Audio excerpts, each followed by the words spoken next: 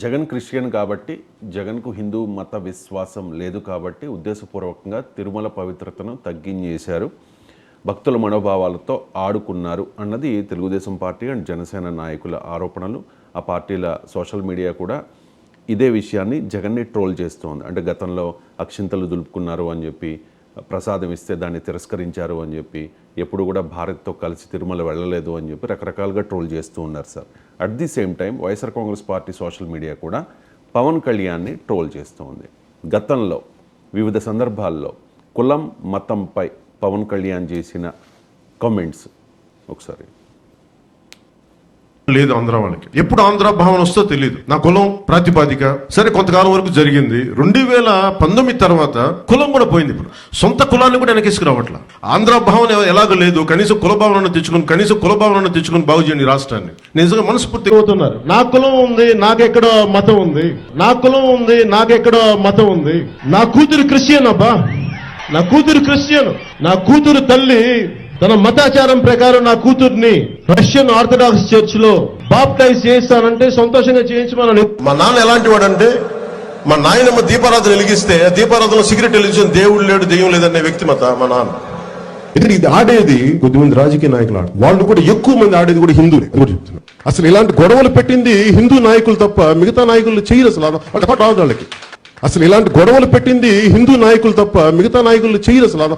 వాళ్ళకి నిజంగా మన ఈ మధ్యన గోమాంసం గురించి లేదంటే బీఫ్ గురించి ఇంత గొడవ జరుగుతూ ఉంటే నాకు అనిపించింది, బీఫ్ తినాలి అంటే నేను తిని ముందుకెళ్తాను తప్ప దాన్ని వేరేలా చేసుకోనని. అంటే తిండి ఏది తిన్నామని కాదు, నిజంగా మరి తిండి శాకాహారమే తింటే అందరూ గొప్ప వాళ్ళు అయిపోతారంటే మరి గుజరాత్ లో గోద్రా ఘటన ఎందుకు జరిగింది?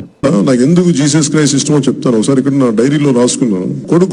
నా పెద్ద కొడుకు పడిపోయాడు. వాడు ఇంత వయసు అప్పుడు పరిగెట్ట పడిపోతే వాడు మోకాళ్ళకి రక్తం వచ్చింది. వస్తే నాకు మోకాళ్ళు నొప్పి వచ్చేసింది. నాకు అప్పుడు నాకు గుర్తొచ్చింది మేరీ మాత గుర్తొచ్చింది.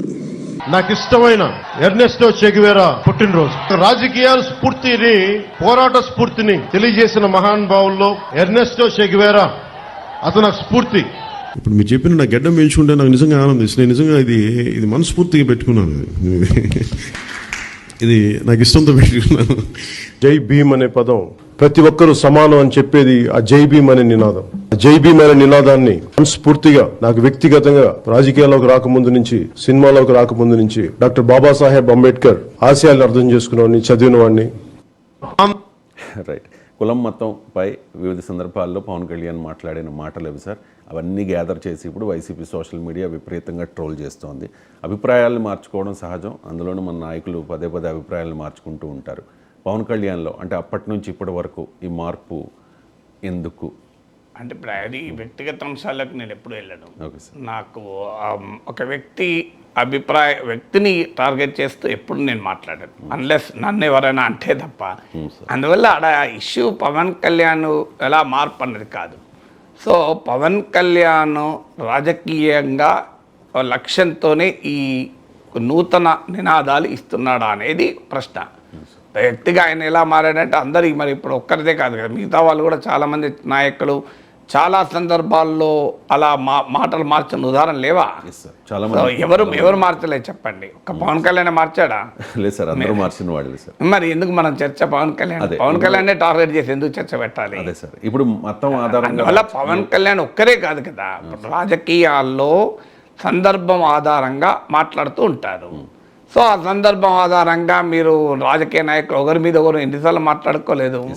సో అందరూ ఒకే రకమైన అభిప్రాయంతో ఉన్నారా? అవసరాలను బట్టి, ఆ పరిస్థితులను బట్టి, రాజకీయ కాంటెక్స్ట్ను బట్టి మారుతూ ఉంటారు.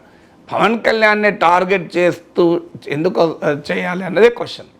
ఇందులో మనకు వివాదము ఒక వ్యక్తి మతము, ఆ వ్యక్తి విశ్వాసము, దాంతో సంబంధం లేదు. ఇప్పుడు ఇష్యూ వల్ల పోనీ నిజంగానే జగన్మోహన్ రెడ్డి మతేతరుడు కనుకనే చేశారనుకుందాం.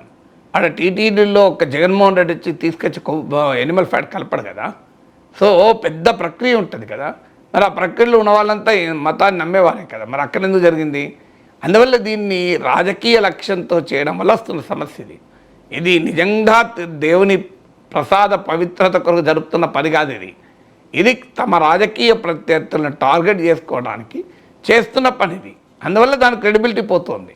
నిజంగా ఈ జగన్మోహన్ రెడ్డి మతము ఏంటి, ఆయన మత విశ్వాసాన్ని అని ఈ చర్చలోకి అది లాగి ఉండకపోతే ఇది కల్తీ జరిగితే ప్రజలే జగన్మోహన్ రెడ్డిని చూసుకునేవాళ్ళు.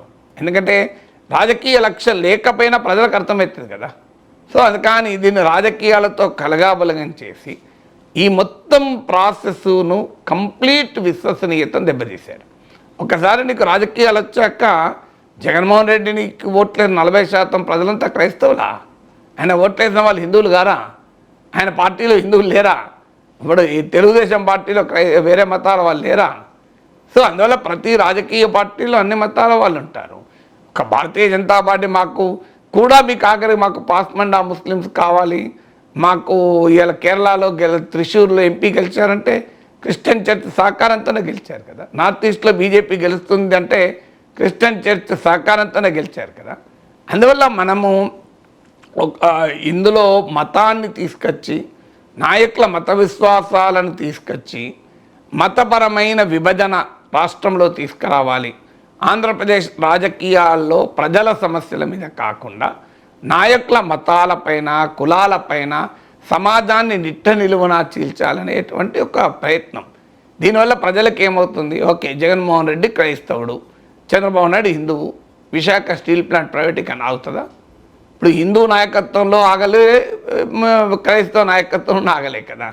పోనీ చంద్రబాబు నాయుడు హిందువు, 5 ఏళ్ళు ముఖ్యమంత్రి ఉన్న హిందువు, జగన్మోహన్ రెడ్డి క్రైస్తవుడు 5 ఏళ్ళు ఉన్నాడు, ప్రత్యేక హోదా వచ్చిందా? మరి హిందువు ముఖ్యమంత్రిగా ఉన్నా రాలే, క్రైస్తవుడు ముఖ్యమంత్రిగా ఉన్నా రాలే కదా. మరి ఏం చేద్దాం? హిందూ ముఖ్యమంత్రిగా ఉన్న స్టీల్ ప్లాంట్ నిర్వీర్యం చేశారు, క్రైస్తవుడు ముఖ్యమంత్రిగా ఉన్న స్టీల్ ప్లాంట్ నిర్వీర్యం చేశారు కదా. ఇందులో తేడా ఏమన్నా ఉన్నదా? మీరు పెట్రోకెమికల్ కాంప్లెక్స్ కాకినాడలో చంద్రబాబు నాయుడు హిందువు వచ్చిందా? జగన్మోహన్ రెడ్డి క్రైస్తవుడు వచ్చిందా? రాలే కదా. సో మీకు ప్రజల సమస్యలు పక్కకు పెట్టి ఏం రాజ్యాంగంలో పోనీయండి, ఎన్డీఏలో ప్రభుత్వం ఉంది కదా, చంద్రబాబు నాయుడు ఎన్డీఏలో కీలక పాత్రధారి కదా, తెలుగుదేశం ఎంపీలతో రాజ్యాంగంలో సవరణ చేయండి, ఈ మతం వారు మాత్రమే మా ఎన్నికల్లో పోటీ చేయవచ్చు, ముఖ్యమంత్రి కావచ్చు అని రాజ్యాంగం అంగీకరిస్తుందా? భారత రాజ్యాంగం ప్రకారం పౌరసత్వానికి మతం కాదు ప్రాతిపదిక, భారతదేశంలో పౌరసత్వం ప్రాతిపదిక, దాని మతంతో సంబంధం లేదు. ఏ మతం వారైనా ఈ దేశంలో పౌరుడుగా ఉండవచ్చు. సో మనమే క్రిస్టియన్ మెజారిటీ ఉన్న దేశంలో ప్రాక్టీసింగ్ హిందూ అయిన రిషి సునక్ ప్రైమ్ మినిస్టర్ అయితే మనమే ఆనందపడతాం. మళ్ళీ మనమే ఇక్కడ నాయకుల మతాలను లెక్కలు తీసుకుంటాం. సో అది ఏ రకమైన రాజకీయం అవుతుంది, ఏ రకమైన రాజకీయ సంస్కారం అవుతుంది, ఏ రకమైన ప్రజాస్వామిక స్ఫూర్తి అవుతుంది? తిరుమలలో తప్పులు జరిగితే ఆ తప్పులుగా చూడండి, ఆ తప్పులకు వ్యక్తుల మత విశ్వాసాలకు లింక్ చేసి సమాజంలో మత విద్వేషాలను రెచ్చగొడితే అది ఎక్కడికి పోతుంది? సమాజం అలకలోనం కదా, పబ్లిక్ ఆర్డర్ దెబ్బతిన్నదా? సో ఇది ఏ స్థాయి రాజకీయం అంటే తమ ప్రత్యర్థులపైన ఏ ఆయుధాలు లేనప్పుడు చేసేటువంటి ఒక ప్రయత్నం ఇది. సో అందువల్ల నిజంగా జగన్మోహన్ రెడ్డిని ఓడించడానికి అనేక ఆయుధాలు ఉన్నాయి, ఓడించారు కూడా కదా. ఇప్పుడు ఇక ఏ ఆయుధము మిగలేదా? అందువల్ల ఇప్పుడు చర్చల్లో అసలు ప్రభుత్వం ఏంటి, ప్రభుత్వ విధానాలు ఏంటి, సూపర్ 6 హామీలు ఇచ్చారు, వాటి అమలు అవుతుందా లేదా, అందుకే ఈ చర్చ జరుగుతుంది. వీటి నుంచి దృష్టి మళ్లించడానికే ఈ వివాదం తీసుకొచ్చారని. అందువల్ల మీకు నిజంగానే దేవుని ప్రసాదం పైన భక్తి ఉంటే అది ఆ దేవుని ప్రసాదానికి పరిమితమై చర్చ జరపండి. దాన్ని ఎక్కడికెక్కడికో తీసుకెళ్ళి వ్యక్తుల మత విశ్వాసాల నుంచి మొదలు పెట్టుకొని దేనికో ముడిపెడితే దానికి అర్థమయ్యేది ఏంటంటే ఇది దేవుడి ప్రసాదం పైన భక్తి కాదు, ఇది దేవుడి పైన భక్తి కాదు, ఇది రాజకీయ సమస్య తప్ప వీళ్ళు కాదు. రాజకీయ సమస్య ఏమున్నది? వాళ్ళు వరదల మీద కొట్టుకున్నారు, పోలవరం మీద కొట్టుకున్నారు, ప్రకాశం బ్యారేజ్ పడవల మీద కొట్టుకున్నారు, దేని మీద కొట్టుకోలేదు. ఇప్పుడు లడ్డు ఒకటి దొరికింది అనుకోవాల్సి వస్తుంది. కానీ దయచేసి కోట్లాది ప్రజల విశ్వాసాలతో ఈ కూడి ఉన్న దేవుని ప్రసాదం పైన మీరు రాజకీయాలు చేయకండి. దయచేసి దేవుని లడ్డును వదిలేయండి. మీరు రాజకీయాలు మీరు చూసుకోండి, ఎన్ని లేవన్నీ మాట్లాడుకోవడానికి, చంద్రబాబు నాయుడు అనటానికి, జగన్మోహన్ రెడ్డి అనుకోవడానికి, రాజకీయ ప్రత్యర్థులకు లేవో ఆయుధాలు. జగన్మోహన్ రెడ్డి అనటానికి లడ్డే దొరికిందా? ఈ లడ్డు ఒక్కదాన్ని వదిలేయండి. అదే కదా సుప్రీంకోర్టు చెప్పింది, దేవుణ్ణి రాజకీయాలకు కలపకండి అన్నారు. జగన్మోహన్ రెడ్డి పైన దాడి చేస్తానికి బలమైన ఆయుధాలు ఉన్నాయి కదా మీకు. ఆల్రెడీ దాడి చేసి 11 సీట్లు తగ్గించారు కదా. ఆఖరికి దేవుని లడ్డును కూడా ఎందుకు వాడుకుంటారండి? దేవుని లడ్డును వదిలేయండి, కొద్దిగా దేవుని వదిలేయండి. దేవుని లడ్డును ధర్మము, శాస్త్రము, పవిత్రత ఈ కోణాన్ని మించి అన్ని కోణాలు పట్టుకురాకండి. ఈ కోణం వరకు మాత్రం ఖచ్చితంగా విచారణ జరపాలి, అందులో అనుమానం లేదు. ధర్మము తప్పిందా, ఆచారం తప్పిందా, నియమ నిబంధనలు తప్పాయా, సాంప్రదాయం తప్పిందా, పవిత్రకు ఏమైనా ఆటంకం కలిగిందా, అపచారం జరిగిందా, ఇక్కడికి పరిమితమైదాం. సో దీన్ని పట్టుకొచ్చి అన్ని రకాలైన అంశాలు పట్టుకొస్తే మీరు అది సుప్రీంకోర్టు అందుకే చెప్పింది దేవుణ్ణి రాజకీయాల్లోకి లాగకండి అని. అయినా మేము లాగుతాం, మాకు అదే రాజకీయం, ఎందుకంటే మాకు ప్రజల సమస్యలు మీద చర్చ జరగకూడదు, ఇలాంటి చర్చ కావాలి అనుకుంటే ప్రజలు కూడా దానికి మరి ఎలా స్పందిస్తారో చూద్దాం. సనాతన ధర్మం కోసం ప్రాణాలైనా ఇస్తా, పొలిటికల్ పవర్ను వదులుకోవడానికి, డిప్యూటీ సీఎం పదవిని వదులుకోవడానికైనా సిద్ధం అంటూ ఉన్నారు సార్ పవన్ కళ్యాణ్. మతం ఆధారంగా రాజకీయం చేసే భారతీయ జనతా పార్టీ కంటే కాస్త ఎక్కువగా పవన్ కళ్యాణ్ రియాక్ట్ అవుతూ ఉన్నారు అన్నది కొంతమంది అభిప్రాయం. బీజేపీ తన ఎజెండాను పవన్ కళ్యాణ్ ద్వారా సౌత్ ఇండియాలో ఇంప్లిమెంట్ చేయబోతోందా? ఒక హిందుత్వ ఐకాన్గా పవన్ కళ్యాణ్ ప్రొజెక్ట్ చేయబోతోందా సౌత్ ఇండియాలో? అంటే పవన్ కళ్యాణ్ మీరన్న నిజము, ఇటీవల కాలంలో ముఖ్యంగా ఈ తిరుపతి లడ్డు వ్యవహారం వచ్చాక పవన్ కళ్యాణ్ చాలా పెద్ద హిందుత్వవాదిగా మాట్లాడుతున్న మాట నిజం. సనాతన ధర్మ పరిరక్షణ బోర్డు కావాలి అన్నాడు. సో అందువల్ల క్లియర్గా పవన్ కళ్యాణ్ ఇదో గతంలో ఎప్పుడు లేదు. మీరు గతంలో ఆయన నాకు మతం ఏంటి, కులం ఏంటి అన్నాడు. చేగువేరా తనకు స్ఫూర్తి అన్నాడు. సో చేగువేరా ఎవరైనా, చేగువేరా విప్లవకారుడు, విప్లవాల నయాగరా కమ్రేడా చేగువేరా అని పాటలు పాడుతుంటారు. క్యూబా విప్లవోద్యమ నాయకుడు.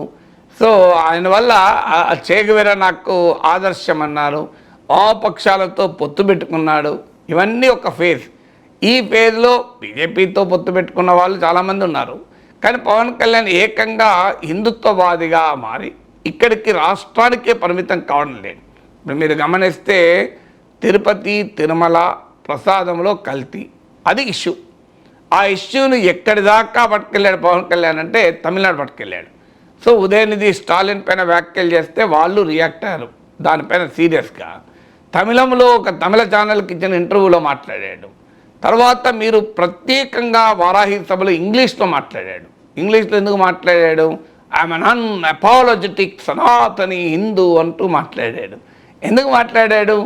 ఈ wants to set an agenda for the country, not for Andhra Pradesh. ఆంధ్రప్రదేశ్కు ఎజెండా సెట్ చేయాలనుకుంటే ఇంగ్లీష్లో ఎందుకు మాట్లాడతాడు? తెలుగులోనే మాట్లాడతాడు కదా.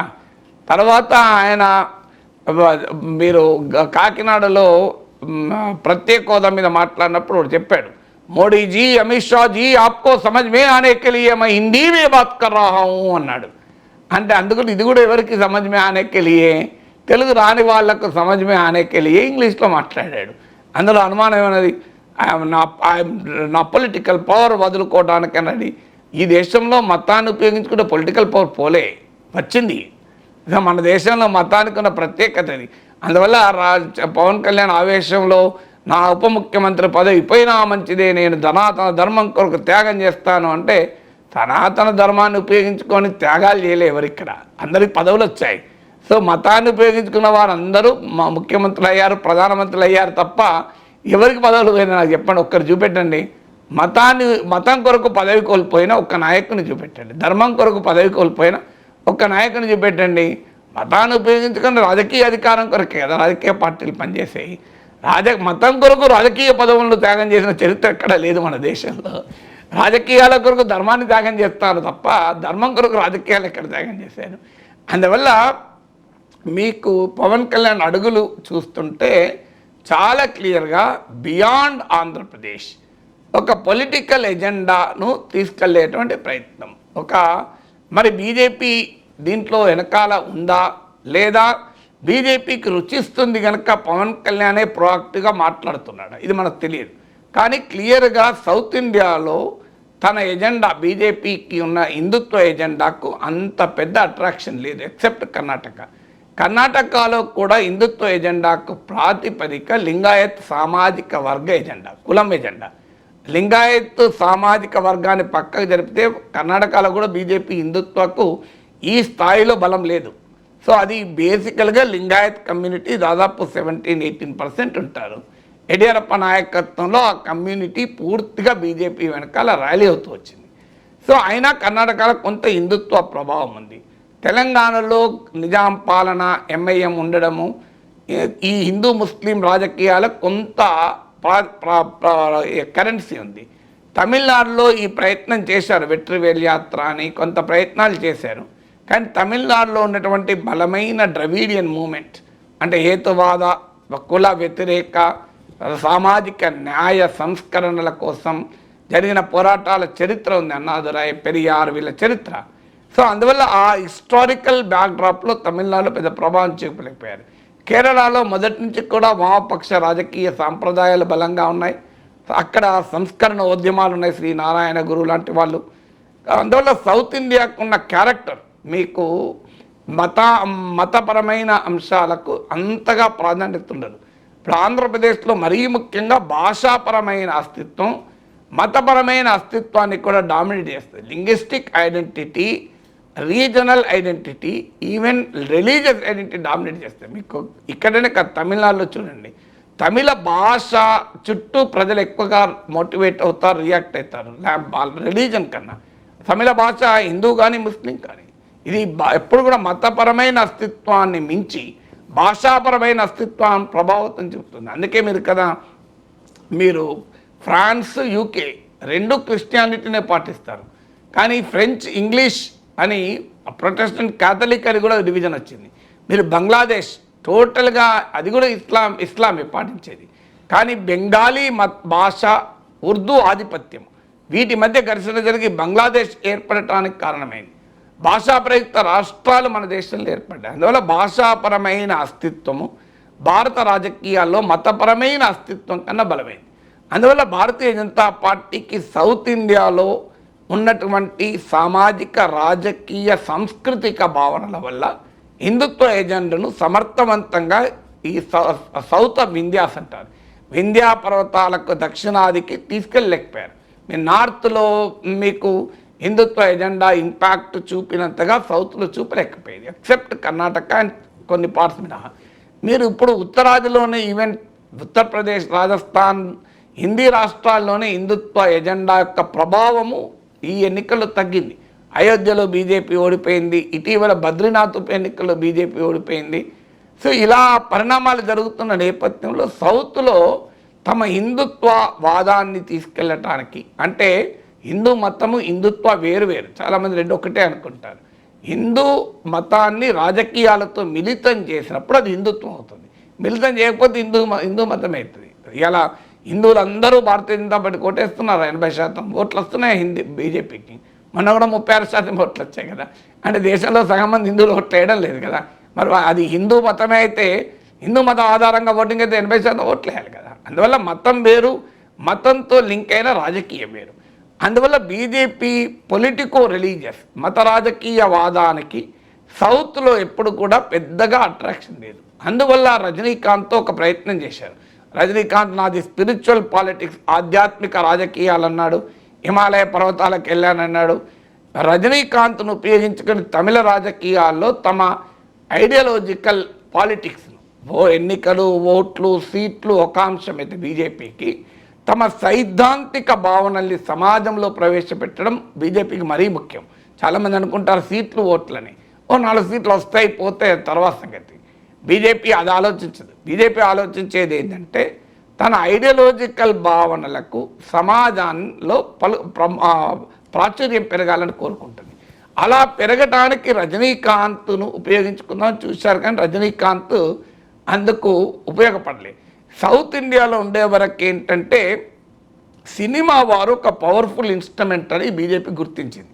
అంటే తమ రాజకీయాల్ని, తమ హిందుత్వ పాలిటిక్స్ను కూడా రేపు తీసుకెళ్ళటానికి, తమ మత రాజకీయ భావనలు పట్టుకెళ్ళటానికి కూడా ఎవరు సమర్థులు అంటే మీకు సౌత్ ఇండియాలో యోగి ఆదిత్యనాథ్ల ప్రభావం ఉండదు.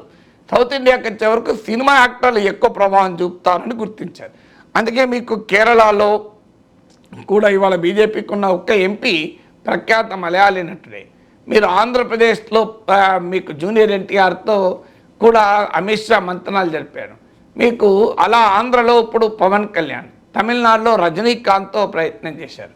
అందువల్ల ఈ ప్రయత్నంలో భాగంగా హిందుత్వ ఐకాన్గా బీజేపీ సౌత్ ఇండియన్ హిందుత్వ ఐకాన్గా పవన్ కళ్యాణ్ని ఏమైనా ప్రజెంట్ చేస్తున్నారా అని. నిజంగానే నార్త్కి అప్పీల్ చేయాలనుకుంటే పవన్ కళ్యాణ్ హిందీలో కూడా మాట్లాడాలి వారాహి సభలో. నాకు గుర్తున్నంత మాట్లాడాడు లేదా మరి తెలియదు. హిందీ, ఇంగ్లీష్, సంస్కృత్, తమిళ్, తెలుగు 5 భాషల్లో 5 భాషల్లో మాట్లాడాడంటే నార్త్ ఇండియాకు కూడా అప్పీల్ చేస్తున్నాడు. సో అందువల్ల భారత రాజకీయాల్లో ఒక తన హిందుత్వ ఐకాన్గా, ముఖ్యంగా సౌత్ ఇండియాలో హిందుత్వ ఐకాన్గా ప్రజెంట్ చేయదలుచుకున్నాడు. అందుకే మీరు గమనించండి, తిరుపతి లడ్డు వ్యవహారం వరకే మాట్లాడతలేడు. మీరు ఉదయనిధి స్టాలిన్తో మా గురించి ప్రస్తావించారు సనాతన ధర్మం. కానీ డిఎంకే చెప్పేది ఏంటి? సనాతన ధర్మంలో ఉన్న కుల వ్యవస్థను వాళ్ళు వ్యతిరేకిస్తున్నారు. పోనీ పవన్ కళ్యాణ్ చెప్పాలి, నేను ఈ కుల వ్యవస్థ కూడా సనాతన ధర్మంలో భాగమని గౌరవిస్తాను అని. ఇప్పుడు చర్చ ఏంటి? సనాతన ధర్మం అందరికీ ఒకే రకంగా కనిపించడం లేదు. సనాతన ధర్మం ఒక్కొక్కరికి ఒక్కొక్క రకంగా కనిపిస్తుంది. నేను సనాతన ధర్మంలో ఎక్స్పర్ట్ కాదు. నాకు సనాతన ధర్మం కనిపించేది ఏంటి? సో విశ్వ మానవ సౌభ్రాతృత్వము, సర్వమానవ సంక్షేమము, లోక కళ్యాణము, సమస్త జీవరాశుల పట్ల కరుణ, దయ నాకు కనబడే సనాతన ధర్మం. ఎందుకంటే నేను చదివింది, నాకు ఇన్స్పైర్ అయింది ఆ అంశాలు. నేను చాలాసార్లు కూడా చెప్పాను, మహాభారతంలో వేదవ్యాసుడు చెప్తాడు చివరన, పరోపకారాయ పుణ్యాయ పాపాయ పరపీడనం అంటాడు. ఇతరులకు ఉపకారం చేయడం మించిన పుణ్యము లేదు, ఇతరులకు హాని చేయడం అంతా పాపము లేదు అని చెప్తాడు. సో విష్ణు పురాణంలో ఉన్న కథ, నలుగురు ఒక బాటసారి అడవిలో వెళ్తుంటే ఒక గది కనబడితే తలదాచుకుంటాడు. రెండో బాటసారి వస్తే లేచి నిలబడి నీవు కూడా రా, ఇద్దరము కూర్చొని తలదాచుకుందామంటాడు. మూడో బాటసారి వస్తే ఆ ఇద్దరు కూడా లేచి మనం ముగ్గురు నిలబడి తలదాచుకుందామంటారు. ఈలోగా అలా అంతటి ఒక గొప్ప విశాలమైన స్వభావం హిందూ ధర్మం. రామానుజాచార్యునికి నారాయణ మంత్రాన్ని గురువు జపించి, ఈ మంత్రం నీవు ఎవరికైనా చెప్పితే నీ తల పలుగుతుంది అనుకుంటే, ఆయన ఒక ఎత్తైన ప్రదేశంలో నిలబడి గ్రామంలో అక్కడున్న వాళ్ళందరినీ పిలిచి చెప్తాడు, గురువు వచ్చి నీకు తల పలుగుతుంది అన్నాను కదా, ఎందుకు చెప్పావంటే నా తల పలిగినా మంచిదే, 1000 మందికి మంత్రం ఉపదేశం చేయడం ద్వారా నా జన్మ ధన్యమవుతుంది అంటాడు. ఇది నేను నమ్మే సనాతన ధర్మం, నాకు అర్థమైన సనాతన ధర్మం. భగవద్గీతలో శ్రీకృష్ణ పరమాత్మ అంటాడు, ఎవరు ఏ దేవుని యందు భక్తి కలిగినా వారిలో ఆ దేవుని యందు భక్తిని నేనే కల్పిస్తాను అర్జున అన్నాడు. ఇది భగవద్గీత చెప్పిన తత్వం. సో నాకు అర్థమైన సనాతన ధర్మం ఇది. ఇంకొకరికి ఆ సనాతన ధర్మంలో కులతత్వము, స్త్రీల పట్ల ఒక చిన్న చూపు, అది కనుక అర్థమైంది అనుకోండి, దాన్ని డిఎంకే వ్యతిరేకిస్తుంది. సో సనాతన ధర్మంలో ఏముంది అనేది చెప్పకుండా I am Sanatana Hindu, what is that you మీ ప్రజలకు చెప్పాల్సింది ఏంటంటే, ఇంకో సనాతన ధర్మంలో ఉన్న ఈ గొప్ప అంశాలు ఒక సర్వమానవ సౌభ్రాతృత్వం సనాతన ధర్మంలో భాగం. నేను ఆ సర్వమానవ సౌభ్రాతృత్వాన్ని గౌరవిస్తాను అని చెప్పాలి. అది చెప్పకుండా కేవలం సనాతన ధర్మం అంటూ మాట్లాడుతూ ఇక ఉదయనిధి స్టాలిన్ పైన అటాక్ చేశారు. సనాతన ధర్మ పరిరక్షణ బోర్డు కావాలి అని కూడా డిమాండ్ చేశారు. అంటే చాలా క్లియర్గా ఒక లార్జర్ పొలిటికల్ ఎజెండాలో పవన్ కళ్యాణ్ వెళ్తున్నాడు. ఆ పొలిటికల్ ఎజెండా ఆయన సొంతదా, ఆయన బీజేపీ స్క్రిప్టా నాకు తెలియదు. అది ఇప్పుడే మనకు అర్థం కాదు, కొంత సమయం పడుతుంది. బట్ డెఫినెట్గా సౌత్ ఇండియన్ హిందుత్వ ఎజెండాగా మరి ఎమర్జ్ కాదలుచుకున్నాడా? ఆంధ్రప్రదేశ్ రాజకీయాలు ఇప్పటి వరకు భాష చుట్టూ, ఇంతకుముందు అన్నాడు చూడండి పవన్ కళ్యాణ్, మా రాష్ట్రం చుట్టూ, రాష్ట్ర ప్రయోజనాల చుట్టూ తిరిగిన ఆంధ్రప్రదేశ్ రాజకీయాన్ని మతం చుట్టూ గనక తిప్పితే ఎవరికి లాభం అవుతుందో తెలుగుదేశానికి కూడా అర్థం కావాలి. నేను గతంలో కూడా విశ్లేషించాను. భారతదేశంలో మత రాజకీయాల్ని టేకప్ చేసిన ఏ ఇతర ఐడెంటిటీ మిగలలే. కాశ్మీరీ ఐడెంటిటీ కలిగిన పీడీపీ, సిక్ ఐడెంటిటీ కలిగిన అకాలీదళ్, కాస్ట్ ఐడెంటిటీ కలిగినటువంటి ఎంబీసీ కుల మోస్ట్ బ్యాక్వర్డ్ క్లాస్ ఐడెంటిటీ కలిగిన నితీష్ కుమార్, మరాఠా ఐడెంటిటీ కలిగిన శివసేన, రీజనల్ ఐడెంటిటీ కలిగిన బిజు జనతాదళ్, తమిళ ఐడెంటిటీ కలిగిన అన్నా డిఎంకే, యాంటీ లెఫ్ట్ ఐడెంటిటీ కలిగిన మమతా బెనర్జీ, ఇవన్నీ కూడా దెబ్బతిన్నాయి. తెలంగాణ ఐడెంటిటీ కలిగిన బీఆర్ఎస్ కూడా మొదటి టర్మ్లో బీజేపీతో పోరాడకుండా ఇన్ని రకాల, ఇప్పుడు ఇన్ని అస్సాంలో అస్సామీ ఐడెంటిటీ కలిగిన అస్సాం గణ పరిషత్, జాట్ ఫార్మర్ ఐడెంటిటీ కలిగిన జననాయక జనతా పార్టీ, ఇవన్నీ కూడా మీకు ఎప్పుడైతే హిందుత్వ పొలిటికల్ ఐడెంటిటీతో కాంప్రమైజ్ అయ్యారో, కొలాబరేట్ అయ్యారో, అల్టిమేట్గా హిందుత్వ పాలిటిక్సే ప్రివేల్ అయ్యాయి. ఇప్పుడు రేపు కూడా అదే జరుగుతుంది. తెలుగుదేశం పార్టీ కూడా ఆ సవాల్ తప్పదు, మీరు చూస్తుండండి. మరి పవన్ కళ్యాణ్ అన్న మరి ఈ ప్రాసెస్లో పవన్ కళ్యాణ్ ఎమర్జ్ కావాలని చూస్తున్నాడా, లేదా పవన్ కళ్యాణ్ను బీజేపీ ప్రొజెక్ట్ చేస్తుందా? These are all political questions. ఈరోజు ఆన్సర్స్ లేవు, బట్ డెఫినెట్గా ఇవి valid relevant political question. Andhra Pradesh రాజకీయాల భవిష్యత్తులో ఎలా షేప్ అవుతాయన్న దానికి ఈ పొలిటికల్ క్వశ్చన్స్ ఎత్తి ఉపయోగపడతాయి. Right sir.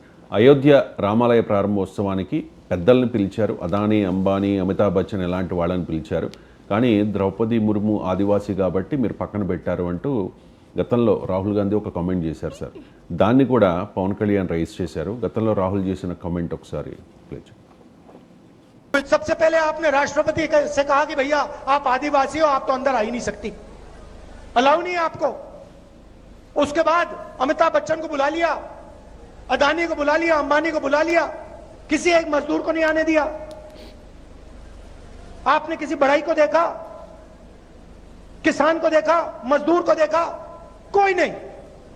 डांस गाना चल रहा है, प्रेस वाले हाय हाय हाय कर रहे हैं, नाच गाना चल रहा है, डांस चल रहा है, पूरा हिंदुस्तान डांस कर रहा ఆ है। ఈవెంట్ ని నాచ్ గానా అనడాన్ని పవన్ కళ్యాణ్ అబ్జెక్ట్ చేశారు సార్. ఒకసారి ఆ బయట కూడా పవన్ బయట. I will make my stand clear to you today.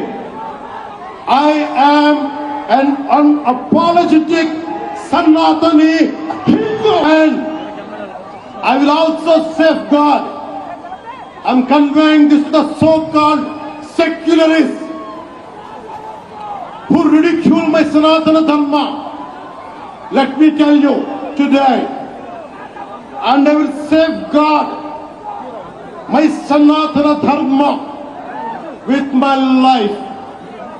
If it gets attacked, trivialized and abused, if I have to lose everything, including my life and my political position as Deputy CM and this political power, I am ready to let it go. This is an oath I have taken in my life when I was at the age of 21. The honorable opposition leader, Sri Rahul Gandhi says, Ayodhya ceremony, when he compares to it as a Nachigan Sabha, none of the Sanatani Hindus should not get hurt. We have to be happy about it. And you want the votes of all the Sanatani Hindus to get into the power, to be a political leader, to be in the opposition. But you don't respect Lord Rama. You might hate Modi ji. You might hate us. But don't you guys dare to talk about Lord Sri Rama. I will make so Varahi declaration సభలో Rahul Gandhi counter ఇవ్వడం, గతంలో సనాతన ధర్మం virus లాంటిది అని చెప్పి Udhayanidhi Stalin మాట్లాడడాన్ని oppose చేయడం. So అంటే ఇండియా కూటమిలోని పార్టీల్ని, నాయకుల్ని కూడా ఏదో ఇంటెన్షనల్గా కార్నర్ చేసినట్టుగా కనిపిస్తుంది. ఇప్పుడు ఇష్యూ ఆంధ్రప్రదేశ్ది, జనసేన ఆంధ్రప్రదేశ్ పార్టీకి సంబంధించింది. ఇష్యూ వివాదము ఆంధ్రప్రదేశ్ గత ప్రభుత్వం పైన. అఫ్కోర్స్ లడ్డూ కల్తీ ఆంధ్రప్రదేశ్ కాదు, ఇది దేశంలో కాదు ప్రపంచవ్యాప్తంగా ఉన్న కోట్లాది ప్రజలకు సంబంధించింది. కానీ వివాదము ఇప్పుడు జరుగుతున్నదల్లా జగన్మోహన్ రెడ్డి చుట్టే కదా. ఇది జగన్మోహన్ రెడ్డి ఇండియా కూటమిలో భాగం కాదు. ఆంధ్రప్రదేశ్ దాటి వైఎస్ఆర్ కాంగ్రెస్ లేదు. లడ్డూ కల్తీ అనే అంశము కోట్లాది ప్రజల విశ్వాసం కనుక అది అది నేను ఆంధ్రప్రదేశ్ సంబంధించిన అంటలేను. కానీ ఇవాళ లడ్డూ కల్తీకి ఏం పరిమితం కాలే కదా. మీరు అటాక్ అంతా మొత్తం జగన్మోహన్ రెడ్డి, ఆయన క్రిస్టియను, ఇది కదా అప్పుడు అటాక్ అయితే జగన్మోహన్ రెడ్డి. కానీ మరి జగన్మోహన్ రెడ్డికి ఇండియా కూటమిలో భాగస్వామి కాదు. జగన్మోహన్ రెడ్డి పార్టీ బయట లేదు, పవన్ కళ్యాణ్ పార్టీ బయట లేదు, తెలుగుదేశం పార్టీ బయట లేదు. మరి ఎవరి కొరకు ఇది? ఇప్పుడు ఈ మూడు పార్టీలు ఇందులో పొలిటికల్ కంటెస్టేషన్లు ఉన్నాయి. టీడీపీ, జనసేన, వైసీపీ, బీజేపీ కూడా ఉంది. కానీ ఈ మూడు పార్టీలు టీడీపీ, జనసేన, వైసీపీకి ఎక్కడా తమిళనాడులో రాజకీయం లేదు, దేశంలో రాజకీయం లేదు. మరి ఎవరి కొరకు చేస్తున్నారు? ఎవరి ప్రయోజనాల కొరకు చేస్తున్నారు? ఎవరిని మెప్పించడానికి చేస్తున్నారు? పోనీ ఆంధ్రప్రదేశ్లో కాంగ్రెస్ ఉందంటే కాంగ్రెస్ లేదు, ఆంధ్రప్రదేశ్లో 1% కూడా కాంగ్రెస్ లేదు. మరి కాంగ్రెస్ ఎందుకు టార్గెట్ చేస్తున్నాడు రాహుల్ గాంధీని? ఇప్పుడు రాహుల్ గాంధీ ఏమన్నాడు అనేది ఒక డైమెన్షన్. ఆయన అన్న దాంట్లో ఏంటి అసలు విషయం పక్క పోయింది కదా. ద్రౌపది ముర్మును ఎందుకు పిలవలేదు అని ఒక ప్రశ్న అడిగాడు. దానికైతే ఆన్సర్ ఉండాలి కదా, పవన్ కళ్యాణ్ చెప్పాలి కదా. మరి సనాతన ధర్మం, వీళ్ళు నమ్మిన సనాతన ధర్మం ద్రౌపది ముర్మును రాని కదా. పార్లమెంటు ప్రారంభానికి కూడా ద్రౌపది ముర్మును పిలవలే కదా. Parliament head president of India, parliament head president of India, కానీ పార్లమెంట్ ప్రారంభాన్ని ప్రెసిడెంట్ పిలవలే. మీరు ఇప్పుడు మరి రామ మందిరం, మీరు అయోధ్యలో రామ మందిర ప్రారంభోత్సవానికి విదేశీ ప్రతినిధులను కూడా పిలిచారు కదా, మరి దేశ రాష్ట్రపతిని ఎందుకు పిలవలేదు అని అడుగుతున్నారు ప్రశ్న. ఆ ప్రశ్న పక్కకు పెట్టి అసలు వేరే పట్టుకుంటే ఎట్లా? అఫ్కోర్స్ ఆయన వాడిన పదం రాహుల్ గాంధీ వాడడం ఇన్అప్రాపరియేట్ కావచ్చు, అది వేరే డిబేట్. ఫస్ట్ ద్రౌపది ముర్ముని ఎందుకు పిలవలేదు? మరి ఇప్పుడు ఈ ప్రశ్న అందరూ అడుగుతున్న ప్రశ్న కదా, దానికి ఆన్సర్ చెప్పలేదు. చెప్పకపోగా రాహుల్ గాంధీని టార్గెట్ చేయడం, రాహుల్ గాంధీ ఏమి రాజకీయ ప్రత్యర్థి కాదు పవన్ కళ్యాణ్కు, అక్కడ కాంగ్రెస్ లేదు, అందువల్ల ఇది క్లియర్గా అర్థమవుతుంది కదా దీన్ని లార్జర్ పొలిటికల్ ఎజెండా. ఆయన ఇంగ్లీష్లో మాట్లాడడం కానీ, తమిళ్లో మాట్లాడడం, హిందీలో మాట్లాడడం, రాహుల్ గాంధీని తీసుకురావడం, ఉదయనిధి స్టాలిన్ పట్టుకురావడం, ఇవన్నీ కూడా దీన్ని లార్జర్ కాంట్రవర్సీగా చేయదలుచుకున్నారు అనేది చాలా క్లియర్గా అర్థమవుతుంది. అది ఇప్పుడు మనకు భవిష్యత్తులో తేలేది ఏంటి, దీని వెనకాలన్న పొలిటికల్ ఎజెండా ఏంటి అనేదే తేలేది.